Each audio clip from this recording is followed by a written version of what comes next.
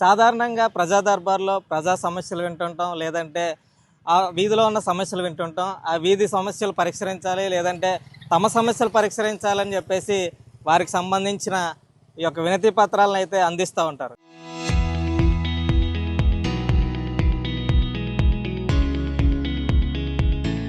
కానీ ఇవాళ తునిలో ఎఫ్ఎం సేవలు కావాలని చెప్పేసి ఒక వ్యక్తి అయితే స్థానిక ఎమ్మెల్యే యనమల దివ్య గారికి అయితే వినతి పత్రం అందజేశారు. ప్రస్తుతం మనం తునిలో ఉన్న బ్యాంక్ కాలనీలో అయితే ఇవాళ ఎమ్మెల్యే ఆధ్వర్యంలో అయితే ప్రజా దర్బార్ జరుగుతుంది. ఈ ప్రజా దర్బార్లో ఈ యొక్క ఎఫ్ఎంని అయితే తునిలో ప్రవేశపెట్టాలి, ఎఫ్ఎంకి సంబంధించిన సిగ్నల్స్ తునిలో లేవు, ఈ ఎఫ్ఎం ఉంటే ఎంతో బాగుంటుంది, గతంలో మేము ఈ ఎఫ్ఎంని ఎంతగానో ఆస్వాదించి సంతోషించేవారము, మంచి విషయాలు చెప్పేవారని చెప్పేసి అయితే ఒక వ్యక్తి అయితే ఈ యొక్క ఎఫ్ఎం కావాలంటూ కూడా ఒక ఫిర్యాదు ఇచ్చిన పరిస్థితి ఉంది. ప్రస్తుతం మనతో ఆయన ఉన్నారు. ఆయనతో మాట్లాడి అసలు ఈ ఎఫ్ఎంని ఎందుకు కోరుకుంటున్నారు, ఎందుకు ఈ ఎఫ్ఎం ఇవ్వాలని చెప్పేసి ఎమ్మెల్యేకి వినతి పత్రం ఇచ్చారనే దాని మీద ఆయన మాటలోనే మనం తెలుసుకునే ప్రయత్నం చేద్దాం. సార్ చెప్పండి, అసలు ఏంటి ఎఫ్ఎం కావాలని ఎందుకు కోరుకుంటున్నారు? ఇప్పుడు ప్రస్తుతం సోషల్ మీడియా యుగం నడుస్తుంది, డిజిటల్ యుగం నడుస్తుంది, అయినప్పటికీ ఎఫ్ఎంని ఎందుకు కోరుకుంటున్నారు మీరు?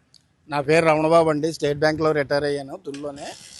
ఎఫ్ఎం ఉపయోగం ఏంటంటే తుని అనేసరికి తుని చుట్టుపక్కల చాలా వరకు గ్రామాలు ఉన్నాయి. ఈ గ్రామంలో ఎక్కువ మంది రైతులు ఉన్నారు. ఉదయం లేచిన దగ్గర నుంచి తునికి రైతుల మీదే ఆధారపడిన మార్కెట్ యార్డులు, రైతు బజార్లు ఎన్నో ఉండి రాత్రంటూ చూస్తే తునిలో మనుషులు ఎవరు ఎక్కువ రోడ్ల మీద కనబడరు. కానీ పగలయ్యేసరికి తుని అంతా జనాలమయం ఉంటుంది. ఎందుకంటే కేవలం చుట్టుపక్కల గ్రామాల్లో ఉన్న ప్రజలు తుని వచ్చి వాళ్ళ కార్యక్రమాల పనులు చూసుకొని ఇక్కడ విషయాలు తెలుసుకొని వాళ్ళ గ్రామాలు పోతుంటారు.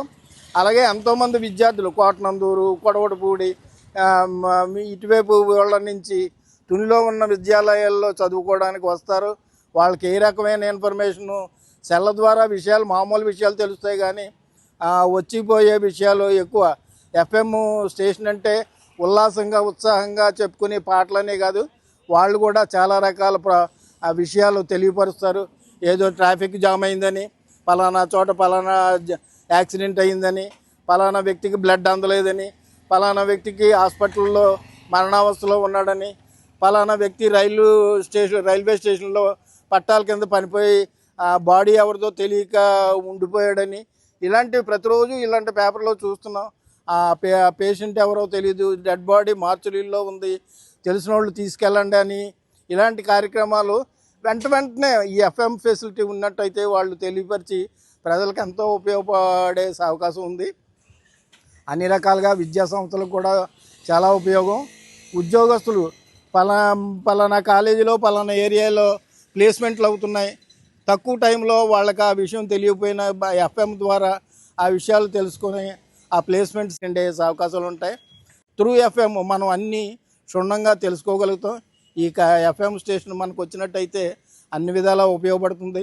ఇది మనకే ఎందుకు అని అనుకోకుండా ఇది మనకి వైజాగ్లో ఉన్న ఎఫ్ఎం మనకు తుని సిగ్నల్స్ రావు. అలాగే రాజమండ్రిలో ఉన్న ఎఫ్ఎం ద్వారా కూడా మనకు సిగ్నల్స్ అందవు. కాకినాడలో ఉన్న ఎఫ్ఎం ద్వారా కూడా మనకు సిగ్నల్స్ అందవు. అందువల్ల మనకు తునిలో ఈ ఎఫ్ఎం ఫెసిలిటీ వచ్చినట్టయితే అన్ని రకాలుగా ఉపయోగపడుతుందని, అన్ని విధాలుగా మనకి అందరు ప్రజలు మాకొక్కళ్ళకే కాకుండా తుని చుట్టుపక్కల ప్రజలకి, విద్యార్థులకి, ముఖ్యంగా వ్యాపారస్తులకి చాలా వ్యాపారాలు ఉన్నాయి. వాళ్ళు బజార్లో ఫ్లెక్సీలు పెట్టుకొని వాళ్ళ పబ్లిసిటీ చేసుకోవడానికి తప్ప ఈ వ్యాపార రీత్యా మరి ఏ రకంగానూ పబ్లిసిటీ ఇచ్చుకోవడానికి టీవీలో పబ్లిసిటీ ఇచ్చుకున్నంత వ్యాపార లెవెల్స్ లేకపోయినా త్రూ ఎఫ్ఎం తక్కువ ఖర్చుతో యాడ్లు ఇచ్చుకొని వాళ్ళ వ్యాపార ప్రకటనలు తెలుసుకునే అవకాశాలు ఉంటాయి.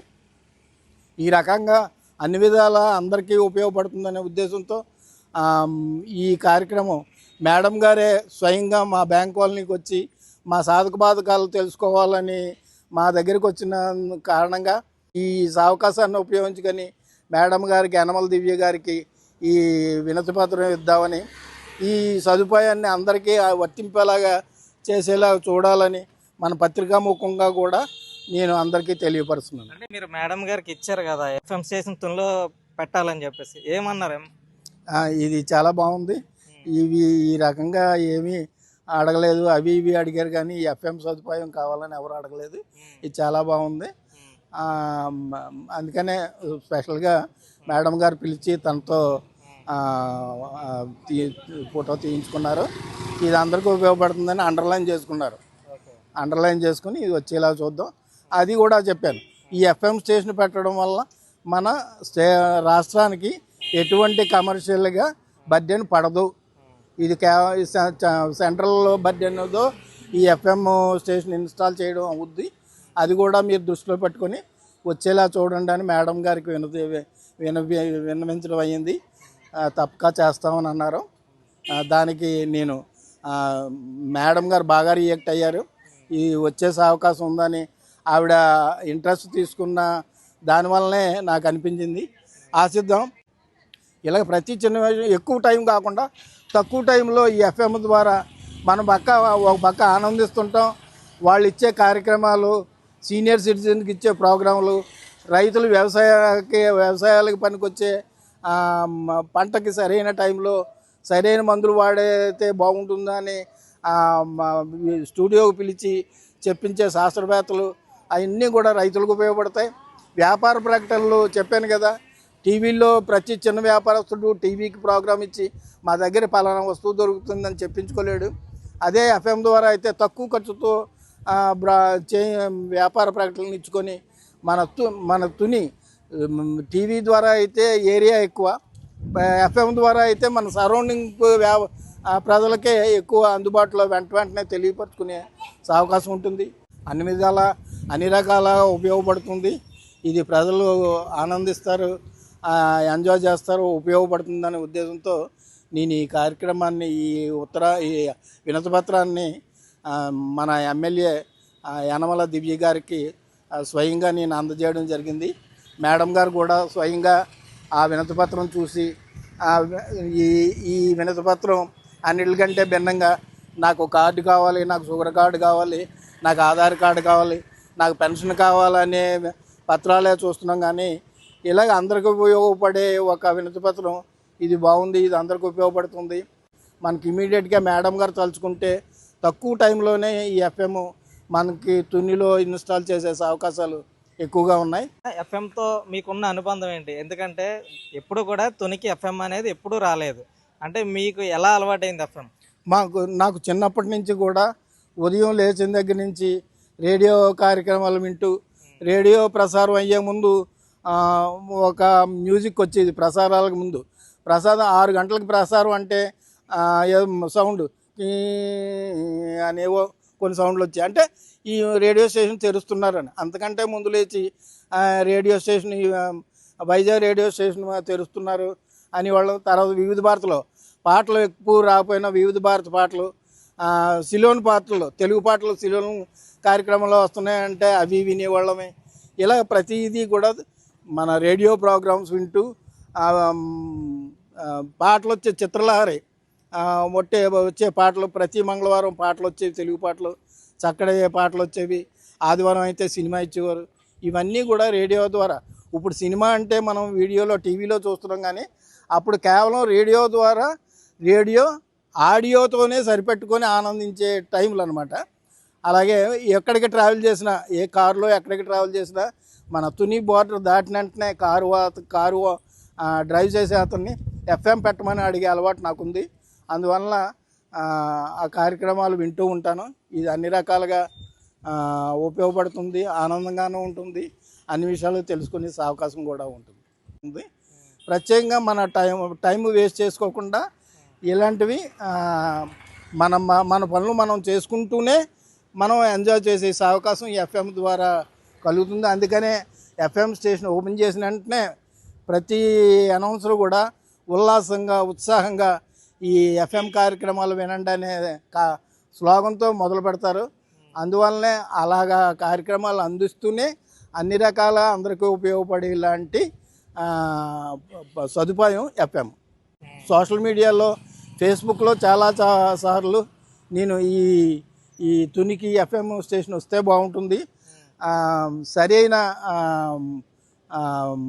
నాయకులు, దీనికి సంబంధించిన నాయకులు ఎఫ్ఎం స్టేషన్ గురించి ప్రయత్నిస్తే బాగుంటుంది, అందరికీ ఉపయోగపడుతుందని చాలాసార్లు పెట్టడం జరిగింది. అలాగే ప్రతిదీ కూడా ఇప్పుడు 10 రూపాయల కాసులు చాన్నాళ్ళు మారలేదు. కానీ అది ఆ విషయాన్ని ప్రతిసారి 10 రూపాయల బిళ్ళలు ఫేస్బుక్లో పెట్టి ఇవి మారుతాయి, రిజర్వ్ బ్యాంక్ తీసేయలేదు, ఈ నాణ్యాలు మారుతాయి, ప్రస్తుతం చలామణిలో ఉన్నాయి అనే విషయాన్ని ప్రతిసారి కూడా ఫేస్బుక్లో చలామణి చేసేవాడిని, అంటే ప్రసారం చేసేవాడిని. అలాగే రిజర్వ్ బ్యాంక్ కూడా ఇది రిజర్వ్ బ్యాంక్ వాళ్ళు ప్రజలకు తెలిసేలాగా ఈ 10 రూపాయల నాణ్యాలు మారుతాయి అని తెలిసేలాగా కూడా ఒక యాడ్ ఇమ్మని ఫేస్బుక్ ద్వారా తెలియపరిచేవాడిని. అలాగే ఇప్పుడు 5 రూపాయల నోట్లు ప్రజలు తీసుకోవటం లేదు, కానీ అవి చెల్లుబాటు అవుతాయి. రిజర్వ్ బ్యాంకు 5 రూపాయల నోట్లు తీసేయలేదు. అలా మొన్ననే ఈ మధ్యనే 5 రూపాయల నోట్లు ఫేస్బుక్లో పెట్టాను, ఇవి చెల్లుబాటులో ఉన్నాయి. అందుకని ఇవి ఎవరు ఇచ్చినా తీసుకున్న 5 రూపాయల నోట్లు మారకం చెయ్యండి. దీనికి సంబంధించిన రిజర్వ్ బ్యాంక్ కానీ బ్యాంకులు కానీ ఈ 5 రూపాయలు చెల్లుబాటులో ఉన్న విషయాన్ని తెలుసుకునేలాగా దీని పబ్లిసిటీ ఇవ్వండి అని కూడా తెలియపరిచాను.